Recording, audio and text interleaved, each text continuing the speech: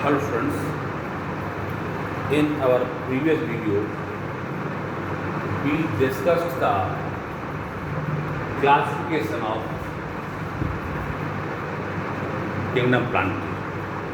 Kingdom Plantae का जो classification है वो हमने आपको बताया था पिछली बार, और उसमें हमने आपको थैलोफाइटा के बारे में बताया था।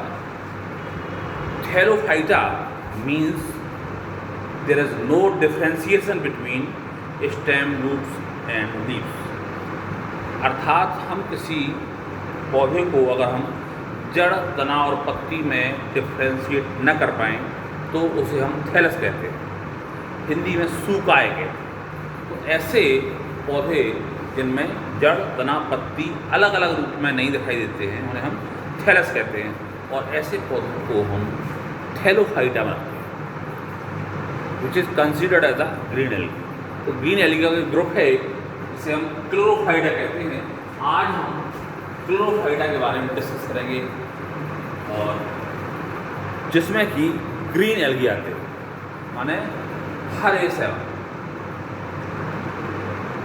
First of all introduction and general characters of chlorophyta या ग्रीन एल्गी। आप इसके अगर सामान्य लक्षण देखें तो इसमें जो पिगमेंट्स हैं वो chlorophyll A, chlorophyll B, carotene और जेंथोफिल। लेकिन जो क्लोरोफिल ए और बी हैं वो प्रीडोमिनेटिंग पिगमेंट्स हैं। और अब इसके हम एग्जाम्पल देखें जरा, तो यूनिसेलुलर मोटाइल, यूनिसेलुलर माने एक कोश की और जो गति करता है उसका एग्जाम्पल है क्लेमाइडोमोनास। दूसरा है यूनिसेलुलर नॉन मोटाइल, जो यूनिसेलुलर तो है लेकिन गति नहीं करता, उसका एग्जाम्पल क्लोरेला है। फिलामेंटस एंड एडवांस्ड का एग्जाम्पल यूरोसिस एंड स्पाइरो वगैरह। फिलामेंटस ब्रांच का एग्जाम्पल है क्लेडोफोरा।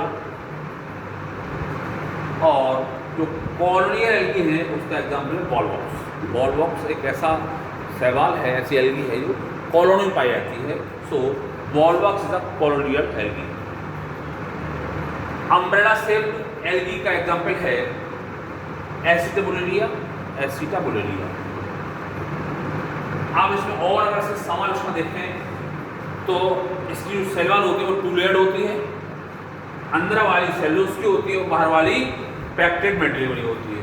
मीन्स कोई भी यदि एल्गी है तो उसकी जो वॉल लेयर है, उसकी सेल वॉल, उसकी दो लेयर की होगी सेल वॉल। अंदर वाली कहलाएगी सेल्यूलोज की बनी लेयर, और बाहर वाली पैक्टेड मटेरियल की बनी हुई सेल वॉल में। और इसी में जो रिजर्व फूड होता है वो स्टार्च और पाइलोइड्स के रूप में पाया जाता है। देखें, ये एक पाइलोइड का स्ट्रक्चर है, ये बीच में ये प्रोटीन है और ये चारों तरफ का स्टार्च है। आप अगर एक इसका लक्षण देखें तो उसमें फ्लैजिला पाए जाते हैं। फ्लैजिला 1 हो सकते हैं, 2 हो सकते हैं, लेकिन कभी कभी विशेष पशु में 4 भी हो सकते हैं। Number of flagella will be 4। और ये पाया कहाँ जाता है?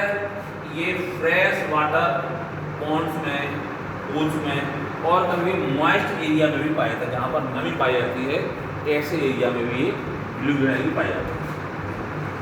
अगर इनका मोड ऑफ न्यूट्रिशन देखें तो इनका जो मोड न्यूट्रिशन पैरासिटिक भी होते हैं ये, और एपिजोइक होते हैं।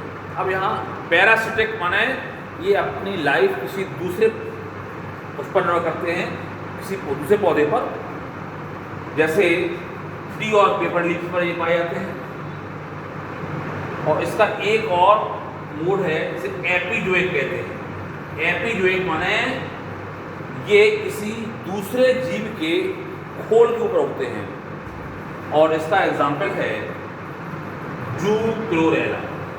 हालांकि ये दोनों ही जो मोड हैं वो बहुत कम पाए जाते हैं, ज़्यादा नहीं पाए जाते, लेकिन फिर भी ये एग्जिस्ट करते हैं। इसका एग्जाम्पल है जूक्लोरेला, जो कि किसी दूसरे पौधे के सेल्स पर उगता है। अब आइए ग्रीन एल्गी के कुछ और एग्जांपल्स देखते हैं जिनकी अभी हम लाइफ साइकिल डिस्कस करेंगे। उनमें आएगा क्लेमाइडोमोनास। क्लेमाइडोमोनास कैसा है ये यूनिसेलुलर मोटाइल एल्गी है। और यूरोसस कैसा है ये फिलामेंटस अनब्रांच्ड एल्गी है। स्पाइरोगैरा भी फिलामेंटस एंड अनब्रांच्ड एल्गी है। ये तीनों ही क्लेमाइडोमोनास, यूरोसस और स्पाइरोगैरा तीनों एल्गी जो है हैप्लॉइड होते हैं और इनकी लाइफ साइकिल हैप्लॉन्टिक टाइप होती है। हैप्लॉन्टिक बताया था हमने कि इनकी लाइफ साइकिल में बहुत मोस्टली जो अवस्था होती है वो हैप्लॉइड अवस्था होती हैं। So this type of life cycle is known as haplontic. अब अगर इनमें रिप्रोडक्शन देखें हम तो रिप्रोडक्शन में एसेक्सुअल भी होता है और सेक्सुअल भी होता है। दोनों प्रकार का रिप्रोडक्शन इनमें होता है। In case of asexual reproduction या तो जूस्पोर बनेंगे अथवा प्लेनोस्पोर, हिप्नोस्पोर और एकाइमिक फॉर्मेशन होगा। अगर कंडीशंस फेवरेबल हैं तो asexual production by zoospore formation, क्योंकि कंडीशन जब अनुकूल होती हैं तो जो एसेक्सुअल रिप्रोडक्शन होता है वो जूस्पोर द्वारा होता है। और यदि कंडीशन फेवरेबल नहीं है, अनफेवरेबल कंडीशंस हैं, तो इन तीन में से कोई एक कंडीशन पाएगी, या तो वो एप्लोस्पोर द्वारा होगा या हिप्नोस्पोर फॉर्मेशन होगा या एकाइड बनेगा। ये तीनों ही कंडीशन या तीनों प्रकार का जो रिप्रोडक्शन है एसेक्सुअल वो प्रतिकूल परिस्थिति में पाया जाता है। और केवल एक जो जूस्पोर फॉर्मेशन है ये होता है अनुकूल परिस्थितियाँ, माने जब परिस्थिति अनुकूल होगी तो उसमें जो एसेक्सुअल प्रोडक्शन होगा वो जूस्पोर के बाद। अब जरा सेक्सुअल प्रोडक्शन के बारे में आप एक बार सुनिए। ये आइसोगेमस हो सकता है, एनाइसोगेमस हो सकता है, oogamous हो सकता है। अब एनाइसोगेमस जैसा कि आप नाम से समझ रहे हो, जिसमें जो गैमेट्स बनते हैं वो एक से नहीं बनते। एनाइसो में अलग मतलब उनकी आकृति आकार होता है अलग होता है, तो आइसो में उनका आकार समान होता है। तो गैमीट फ्यूजन के द्वारा यानी दो मेल और फीमेल गैमीट जब फ्यूज करेंगे तो इस प्रकार का जो रिप्रोडक्शन होता है वो कहलाता है सेक्सुअल रिप्रोडक्शन। इसमें यदि मेल और फीमेल समान आकृति के होते हैं तो आइसोगैमेट्स कहते हैं, और अगर उनका आकार अलग अलग है, भिन्न है, तो एनाइसोगैमेट्स कहते हैं। तो ये इनकी अब डिफरेंट लाइफ साइकिल है, हम इसको बाद में डिस्कस करेंगे। ये इसके समान लक्षण और एग्जाम्पल्स हैं, और इनमें किस प्रकार का रिप्रोडक्शन होता है सेक्सुअल और एसेक्सुअल। सेक्सुअल रिप्रोडक्शन किस द्वारा होता है, एसेक्सुअल रिप्रोडक्शन किसके द्वारा होता है, ये हमने आपको बताया। नेक्स्ट अगले इसमें हम आपको इसकी लाइफ साइकिल करेंगे। थैंक्स।